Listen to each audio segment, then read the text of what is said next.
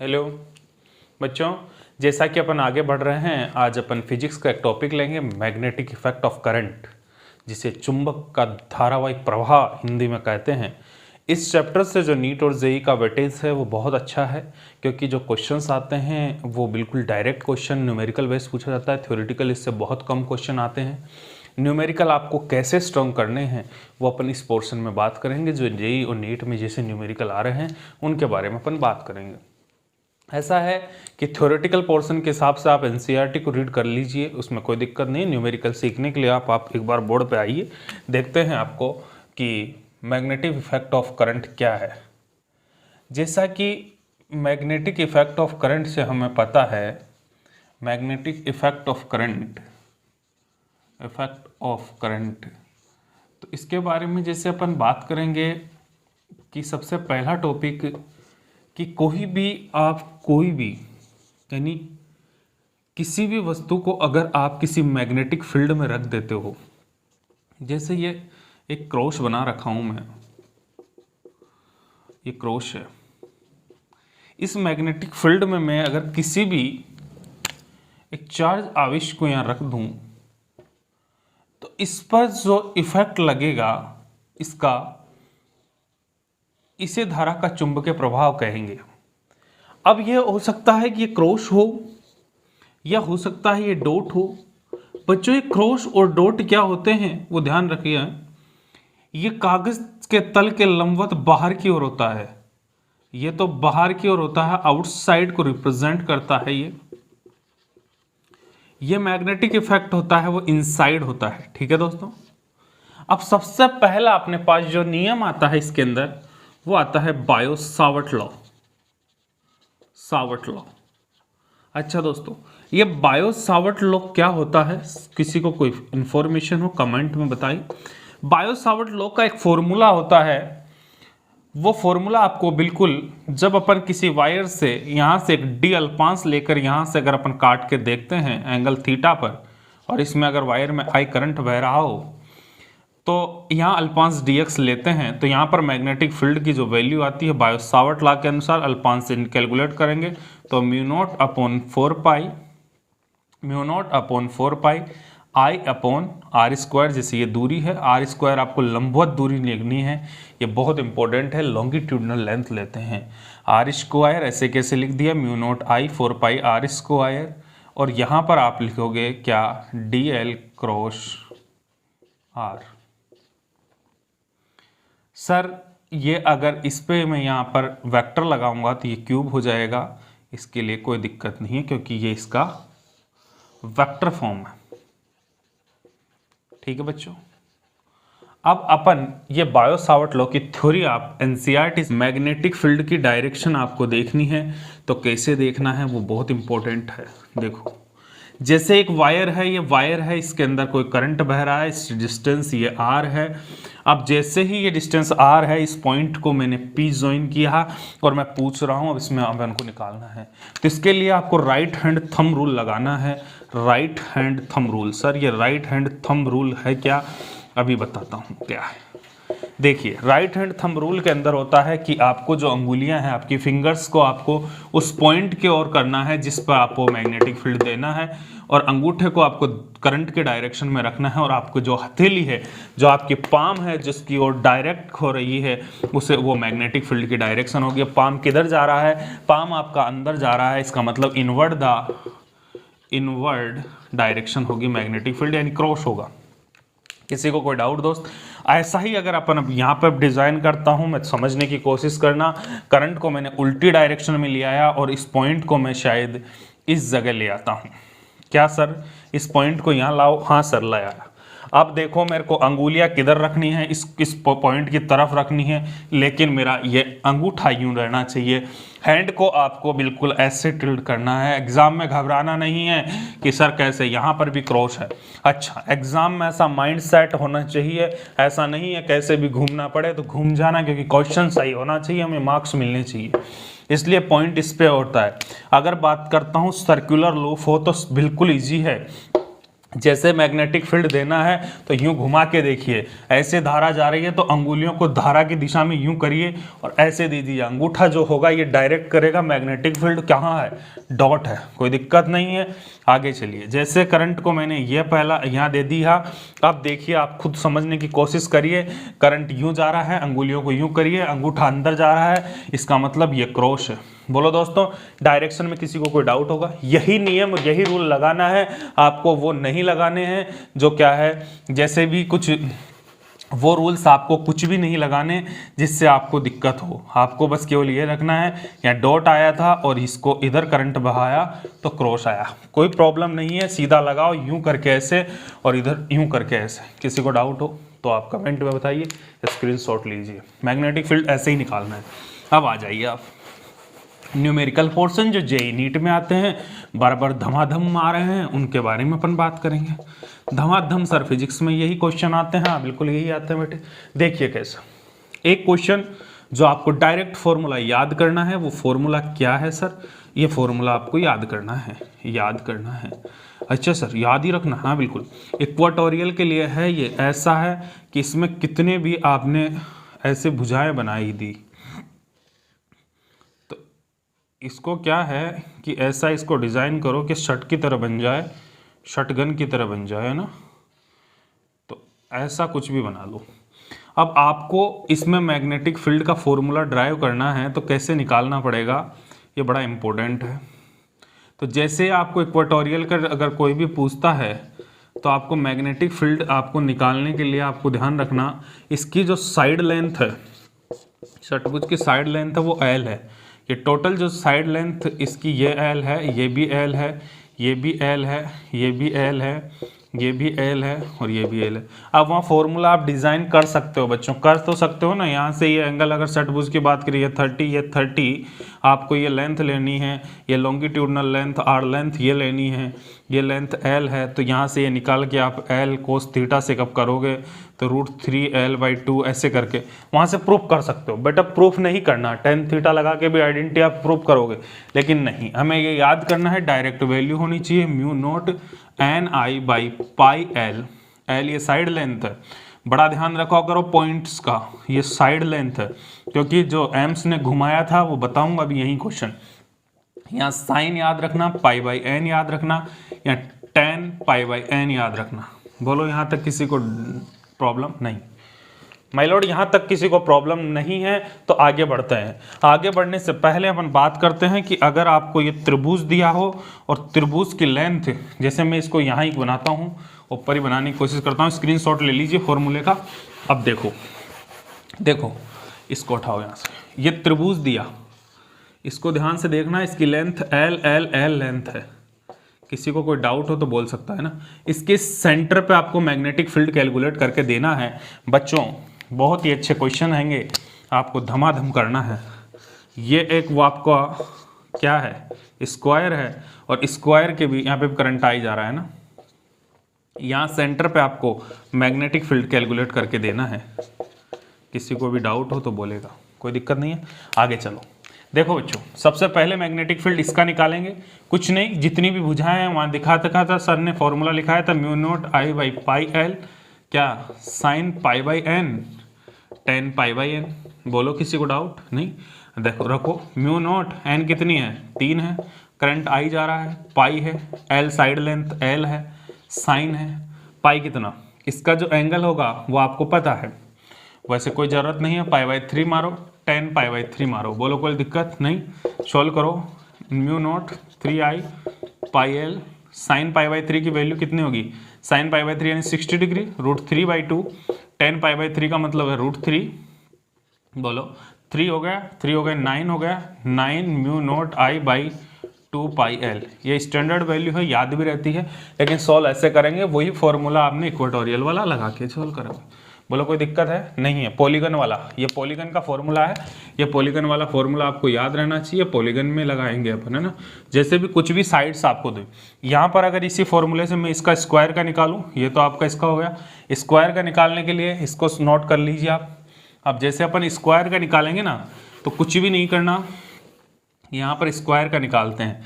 अब स्क्वायर का निकालने के लिए म्यू नोट एन, कितनी भुजाएं हैं इसकी, 4 है, 4i पाई एल, कोई दिक्कत, sign pi by 4 ten pi by 4, बोलो यहाँ तक किसी को डाउट हो तो बोल सकता है, 4i pi by L sine pi by L की बाई √3 1 बाई √3, 45 डिग्री का एंगल होता है ये, 10 पाई बाई 4 1, जैसे आप सोल्व करोगे mu naught 4i by √2 pi L. इसको और आगे स्टैंडर्ड सॉल्यूशन करने के लिए √2 बाई √2 से मल्टीप्लिकेशन करते हैं तो वहाँ पर आ जाता है mu note 2√2i by pi L. ये स्टैंडर्ड है, ये आपको याद रहना चाहिए, ये सब चीज़ें डायरेक्ट पूछते हैं और डायरेक्ट बच्चे याद रखते हैं। अच्छा सर, जो एम्स ने पूछा, आपने कहा था पढ़ाने से पहले भी कि पॉलीगन में बेटे इसको साइड लेंथ को आपको जरूर याद रखना है। अब एम्स ने क्या क्वेश्चन पूछा, देखो एम्स ने जो क्वेश्चन दिया वो बड़ा मजेदार था, क्योंकि बच्चा जाता है धांसू और यार पॉलीगन से क्वेश्चन आ गया साला, इसने पूछा ट्रायंगल तो देखता है 3×3 3 साइड है, स्क्वायर बोला तो 4 साइड है, पंचभुज बोला तो 5 साइड है, मार देता है कि यार हमें तो आता है। लेकिन बच्चों जब एग्जामिनर का भी माइंड बहुत अच्छा होता है, एग्जामिनर बहुत स्टैंडर्ड माइंड के होते हैं, उनका माइंड सेट बहुत गजब का होता है। पहला ही ऑप्शन मिलता है 9 mu naught I by 2 pi L. तो अब जैसे उसने क्वेश्चन दिया कि एक ट्रायंगल था और ट्रायंगल की पेरी लेंथ, शब्द को देखो, उसने पेरी लेंथ का यानी इसकी परिधि की लंबाई जो टोटल है वो एल थी। आप घूम गए आप, उसने साइड लेंथ नहीं दिया, पेरी लेंथ दिया है एल।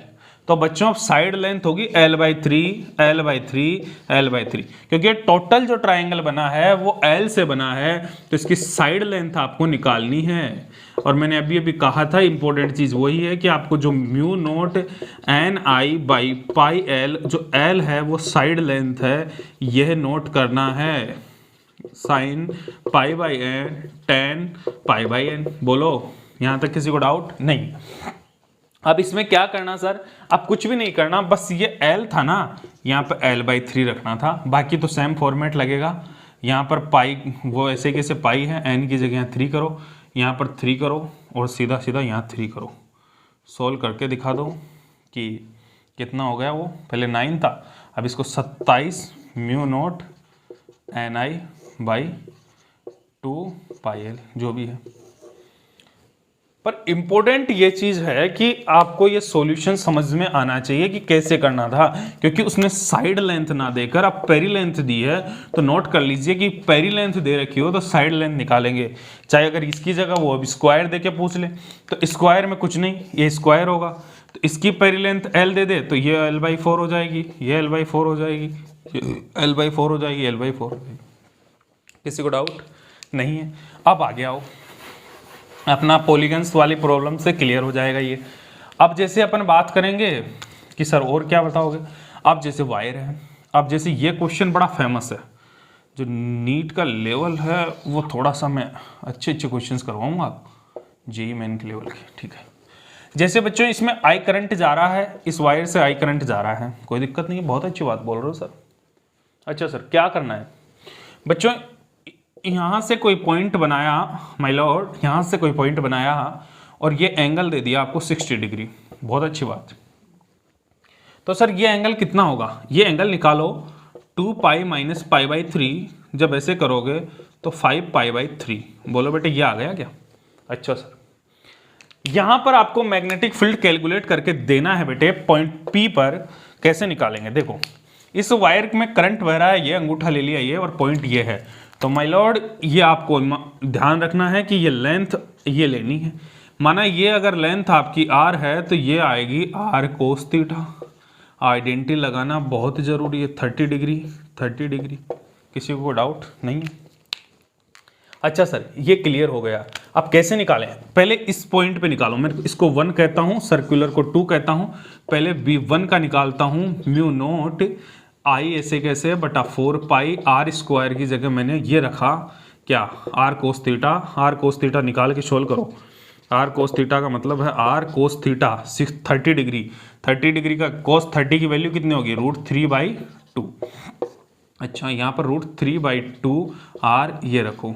बोलो अब इधर क्या रखोगे, म्यू नोट आई बटा 4 पाई आर स्क्वायर इंटू यहाँ पर क्या रखोगे, बोलो यहाँ पर क्या रखोगे, या sine alpha plus sign beta. बोलो यहाँ तक किसी को डाउट? यहाँ तक किसी को डाउट? तो जैसा कि अपन बात कर रहे हैं यहाँ पर म्यू नोट आई बटा 4 पाई, ये आर स्क्वायर नहीं है ना, वहाँ पे ध्यान रखना। अगर आर स्क्वायर हो तो ध्यान से देख लेना, कहीं बता दिया हो तो आर स्क्वायर नहीं है, ये म्यू नोट आई बटा 4 पाई आर, या sine alpha plus sign beta. अब साइन अल्फा की एंगल कितना है? 30 डिग्री है। साइन बीटा भी कितना है? 30 डिग्री है। बोलो किसी को डाउट नहीं है? सोल्व कर लो यार। म्यू नोट आई बटा 4 पाई, यहाँ पे 2 पहुँच गया, √3r, और इधर आ गया साइन 30 की वैल्यू कितनी बॉस? 1/2, और साइन 30 की वैल्यू कितनी? 1/2। बहुत अच्छा।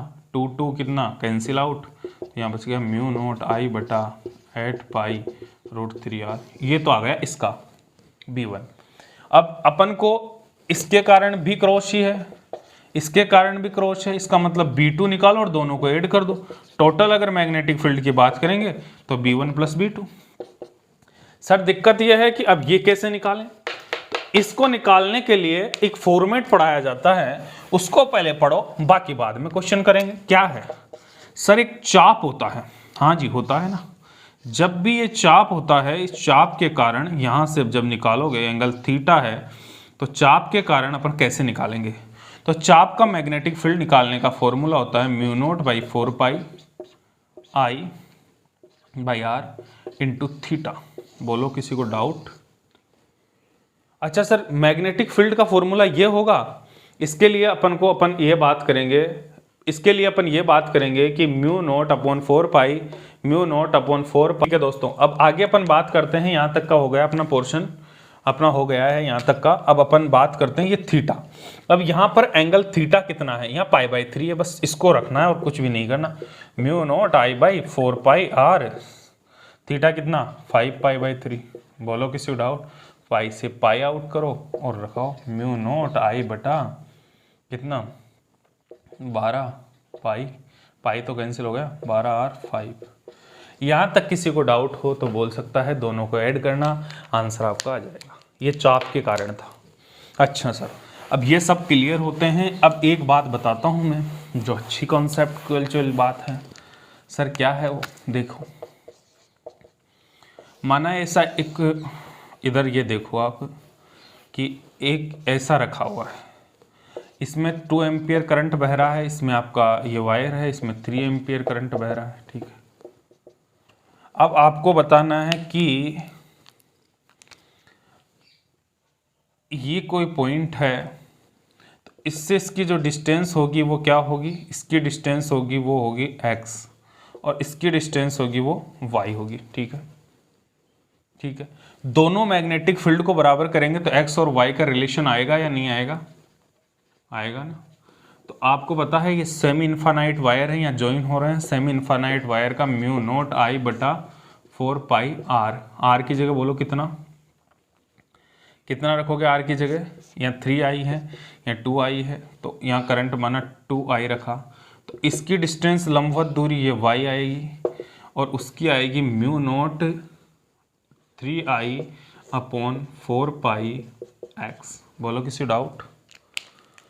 तो x और y का रिलेशन आएगा 4 पाई से 4 पाई, म्यू नोट से म्यू नोट, i से i कैंसिल, तो x बराबर आ गया 3y/2।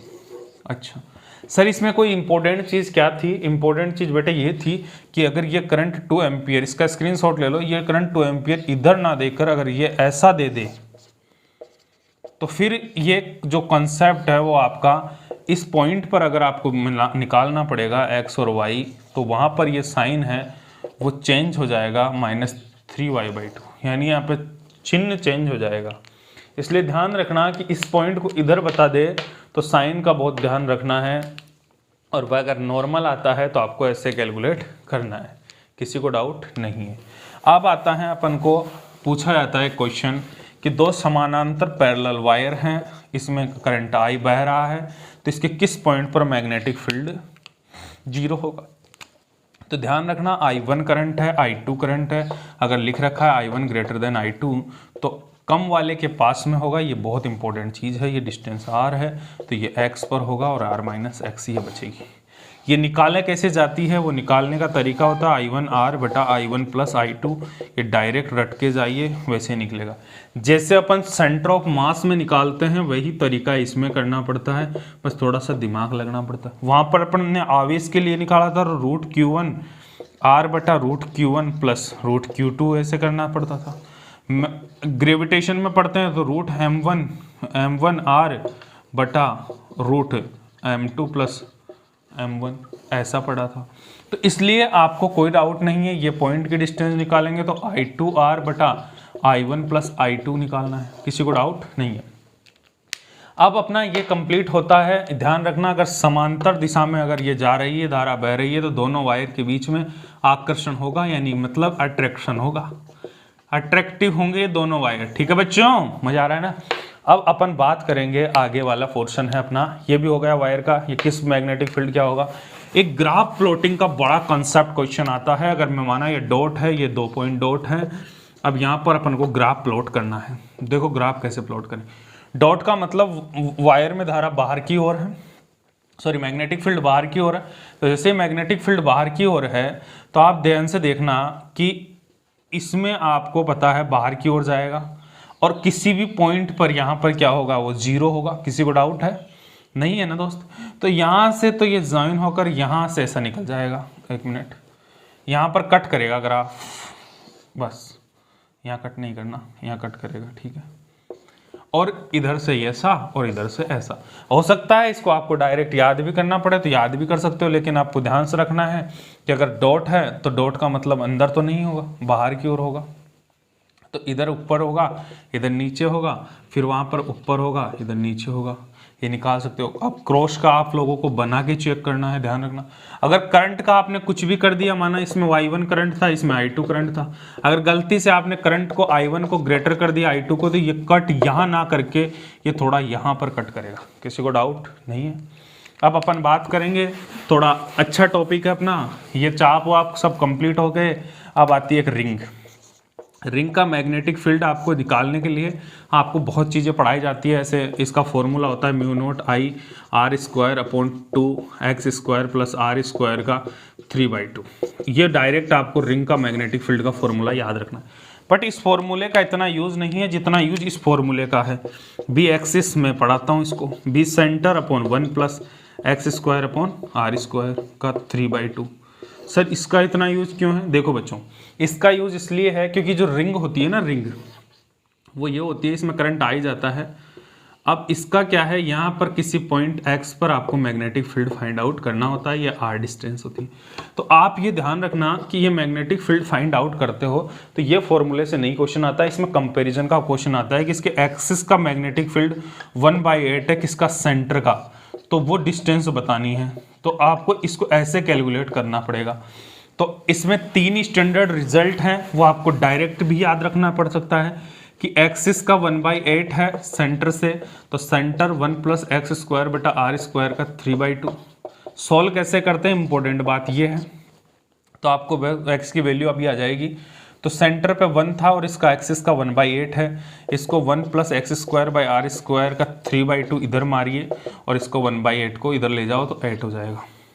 जो घात इस पे लगी हुई है उसको इसको उल्टा करके इस पे चिपका दीजिए, इस पे उल्टा करके चिपका दो और इसको ऐसे कैसे सॉल्व कर लो, बोलो किसी उड़ाओ। उल्टा करके चिपकाते इसका 2 और इसका 4 आ गया, इसका 1 प्लस x² बटा r² आ गया। किसी को डाउट? इधर आ गया x² बटा r² बराबर 3 और उधर आ गया √3r(x).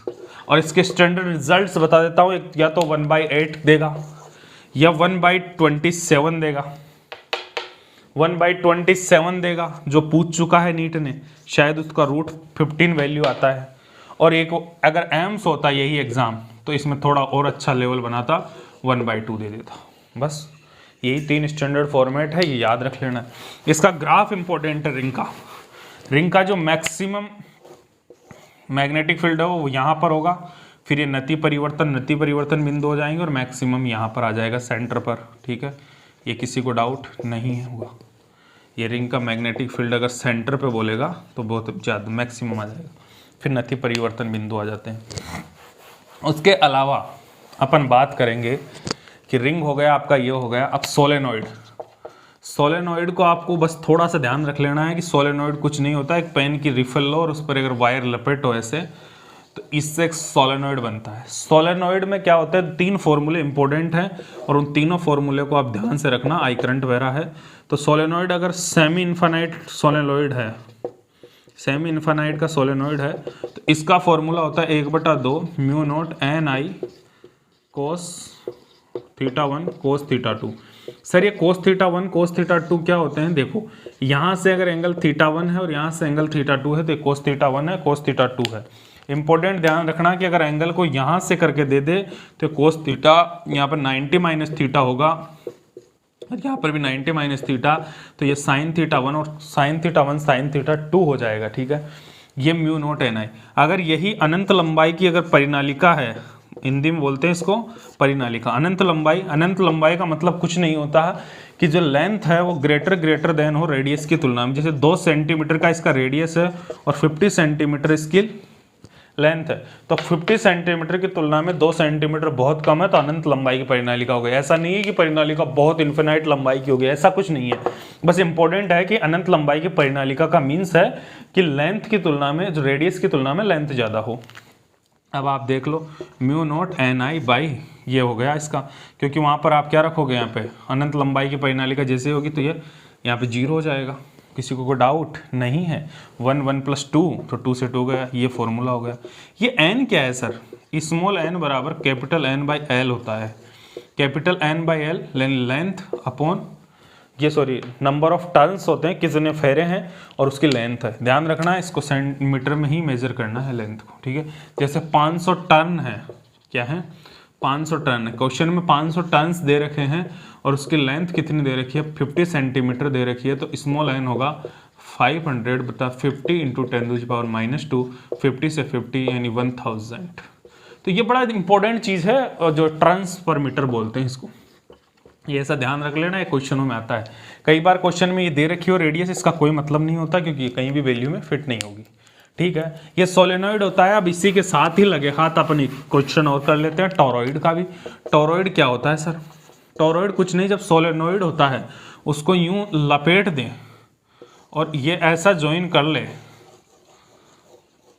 ये ऐसा ज्वाइन कर ले और इसमें किसी की भी कोई भी इसका छोर ना दिखाई दे कि किधर से गया था और किधर से आया, तो इसे कहते हैं टोरॉइड। और टोरॉइड के अंदर मैग्नेटिक फील्ड 0 होता है, केवल टोरॉइड का जो एक्सेस होता है ना, ये एक्सिस, इसी पर मैग्नेटिक फील्ड होता है। वो कितना होता है सर, म्यू नॉट एन आई बटा 2πr। आर एवरेज लिखना इंपॉर्टेंट है। क्यों सर आर एवरेज, क्यों, क्योंकि इसकी भी रेडियस होती है और इसकी रेडियस होती है R1 और R2, तो इनका एवरेज होता है R1 + R2/2। तो ये रेडियस आपको, अगर क्वेश्चन में डायरेक्ट रेडियस आर एवरेज दे रखा है तो ऐसे कैसे करना है, और नहीं दे रखा है तो आपको इसको इस टाइप से सॉल्व करके निकालना है। तो ये टोरॉइड होगा। यह ध्यान रखना, टोरॉइड के अंदर मैग्नेटिक फील्ड 0 होता है। इस प्रकार करके अपन ने मैग्नेटिक इफेक्ट ऑफ करंट को, कई पॉइंट्स को क्लियर किया आपके साथ, और उम्मीद करता हूं कि आपको ये सारी चीज़ें समझ में आई होगी। ये ध्यान रखना कि अगर एक ये है ट्रायंगल है, अगर यहाँ से आई करंट गुजर रहा है और यहाँ से आई करंट निकल रहा है, तो जितना जा रहा है उतना निकल रहा है, और सेंटर पर मैग्नेटिक फील्ड पूछे तो 0 होगा, कोई दिक्कत। ये अगर आपका वो है और ये वायर एक मोटा वायर कर दिया है, ये दोनों वायर को मोटा और ये पतले वायर है, तो इसमें आई करंट है, तो इसमें आई करंट जा रहा है, इसमें से I/2 जाएगा, इसमें से I/2 जाएगा, इसमें से I जाएगा। अगर पूछा जाए कि यहाँ पर मैग्नेटिक फील्ड कितना होगा, तो यहाँ पर भी 0 होगा। लेकिन अगर किसी एक ही वायर को अगर वो करेगा तो फिर आपको करंट से निकालना पड़ेगा। किसी को कोई डाउट नहीं है? तो बच्चों इस प्रकार आपको ये कंप्लीट होता है मैग्नेटिक इफेक्ट ऑफ करंट का। कुछ कॉन्सेप्ट्स आपको वीक रहेंगे, उनको अपन सॉल्व कर लेंगे।